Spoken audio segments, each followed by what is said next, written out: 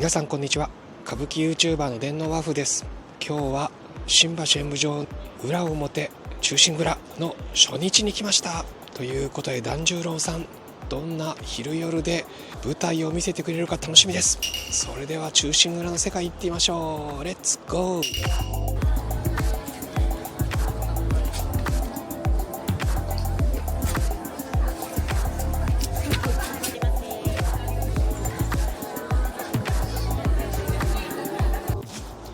今裏表忠臣蔵の4段目まで終わりました。1時間15分でテンポよく直線的に進んで、とても物語が分かりやすかったです。團十郎さんのこの目力、そしてまるで杉良太郎のように大星由良之助演じました。いやー、かっこよかったです。主君が犯してしまった罪でも、それで腹を切る主君、その無念さを味わう。でも家を守らなくちゃいけない家老という立場の辛さ、そしてこれから恨みを晴らすと、いろんな思いが胸に迫っている大星由良之助、杉良太郎さん、團十郎さんでした。物語はこの私の住んでる鎌倉の鶴岡八幡宮から始まります。足利直義が新田義貞の兜改めをするというところからです。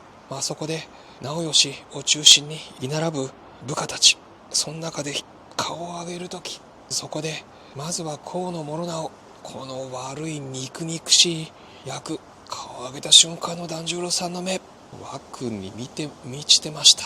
ダース・ベイダーという感じでしょうか。喋り方が唇を出して独特の喋り方だったんで、しかもゆっくりいやらしく喋ります。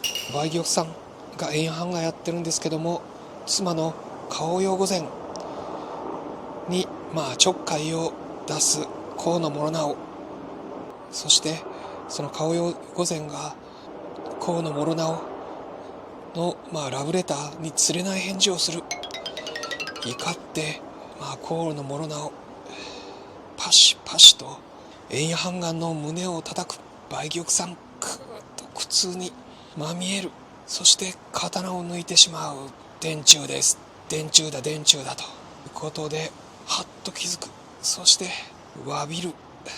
でもその後まだバカにされ、船侍と言われて本当に切ってしまう。でその後3段目が終わり、4段目のこの梅玉さん円夜半眼の切腹シーン、ここが30分ありました。白装束を着て、そして腹をぐさりと切る。でも最後この首を2回さらに自分で切ってました。そこに團十郎さんが登場する。大星由良之助の團十郎さんが登場する。そこでその腹を切った刀を受け取る。そして家がお取り潰しになると、返さなくちゃいけないという時に、自分たちの配下の臣下に平等に分けるという、そこで5段目に出てくる小野貞九郎の、父親の小野九太夫、九段次さんがやってますけども、なんで、役職で、重みをつけないんだと。重みをつけると自分が、そして息子がさらにもらえるということで、何気なく小野貞九郎の名前が出るのがいいと思いました。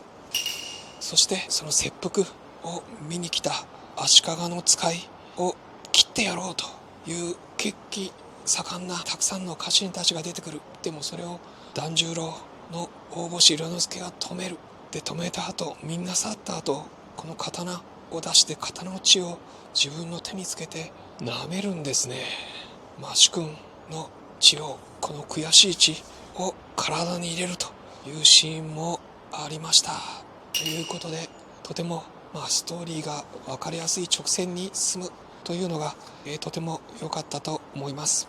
3月に歌舞伎座で、これも忠臣蔵の投資がありますけども、その事前に予習として見るのもいいかもしれません。ということで、裏表忠臣蔵、まずは最初の第4弾目まででした。それではまた次に行ってみましょう。レッツゴー。お客様に申し上げます。まもなく開演でございます。今昼の部後半、忠臣蔵の5段目6段目の部分が終わりました。メイドで会おうということで官兵が腹を切って死ぬ。でもその背後になんと討ち入りの四十七士を思わせる面々が並んで終わりました。結構感動的なシーンでした。最初舞台が開くとおかるが小太郎さんやってるんですけど、とても嬉しそうにお化粧してる。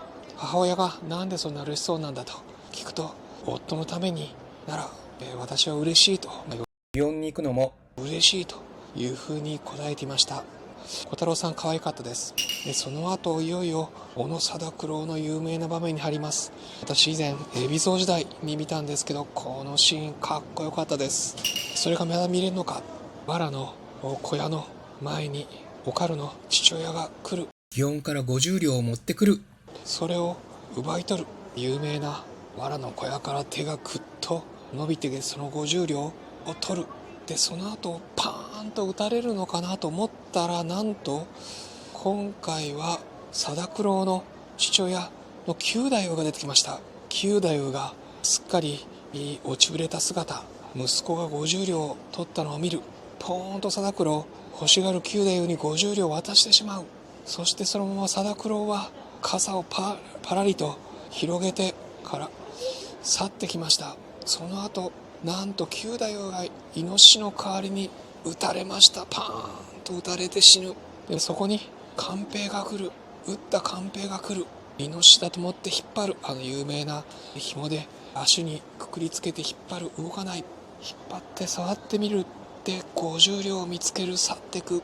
なんと死んだのは九太夫でした。この後この忠臣蔵はどうなるんだという楽しみがあります。ということでやっぱり、この投手狂言いいですね。さて夜の部はどうなるんでしょうか。楽しみです。ということでまずは昼の部の裏表忠臣蔵でした。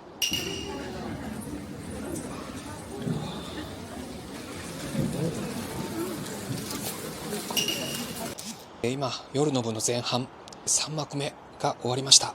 忠臣蔵でいうと7段目一力茶屋の場で、そこになんとですね、このチラシに一力茶屋の後に東海道金谷塾本陣の場というのが書いてあったんで何かというふうに思っていたんですけども、なんと勧進帳のパロディというか勧進帳を模して、で鎌倉に討ち入りのために下る大星由良之助一行、その関所を通る。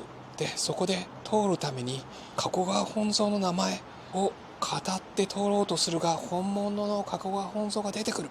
危機一髪という時に加古川本蔵が許して通すという大胆なストーリーでした。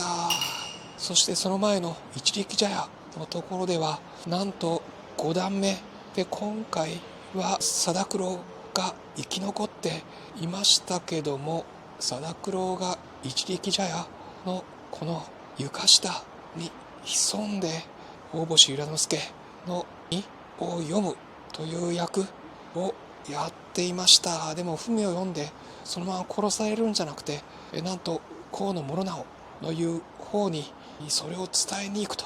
でも実は中身はおかるが嘘を言っていたという話で、なかなかよくできているストーリーでした。お忘れ物をなさいますようお気をつけてお帰りくださいませ。今4幕目が終わりました。面白かったです。正直に言うと昨日見た歌舞伎座の初日でランキング作りましたけども、この新橋が1位ですね。私的には1月の1位、なんと新橋演舞場の裏表忠臣蔵です。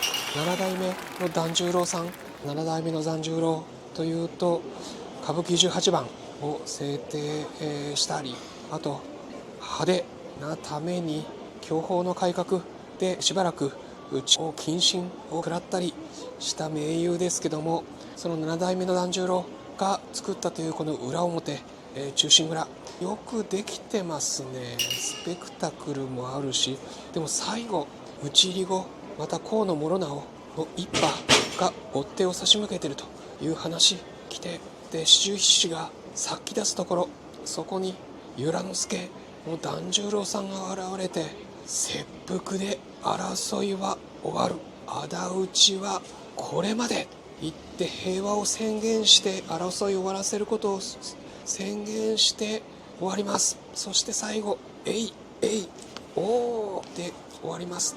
ドーンと天井から空から粉雪が舞います。いやー、感動の幕切れでした。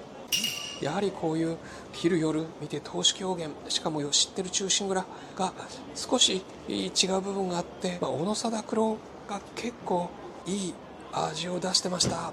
新しい貞九郎像も見れたし、とても満足です。4幕目、最初稲瀬川から始まります。私実は稲瀬川のほとりに住んでるんですけども、これ普通の忠臣蔵にありません。稲瀬川で顔よ御前の館の前で明日討ち入りをするという時に、うまく四十七側とそして小野貞九郎の情報合戦が繰り広げられます。その中でも小野貞九郎、由良之助、貞九郎、由良之助という早変わり、どうやって早変わったか、團十郎さんの早変わり早くて分かりませんでした。